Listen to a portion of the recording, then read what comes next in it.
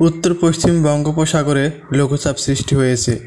বন্দরগুলোকে ৩ নম্বর সতর্ক সংকেত দেখানো হয়েছে।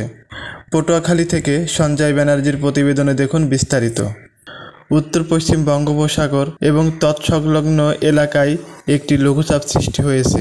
এর প্রভাবে পটুয়াখালীর কুয়াকাটা সংলগ্ন বঙ্গোপসাগর কিছুটা উত্তাল হয়ে উঠেছে। উপকূলীয় এলাকার আকাশ ঘন মেঘাচ্ছন্ন রয়েছে। জেলার বিভিন্ন স্থানে থেমে থেমে গুঁড়ি গুঁড়ি থেকে মাঝারি বৃষ্টিপাত হচ্ছে। এতে দুর্ভোগে রয়েছে শ্রমজীবীরা। এদিকে বাতাসের চাপ কিছুটা বেড়েছে।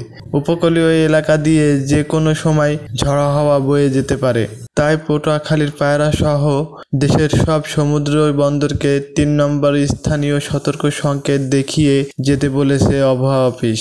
সকল মাছ ধরা ট্রলার সমূহকে উপকূলের কাছাকাছি থেকে সাবধানে চলাচল করতে বলা হয়েছে।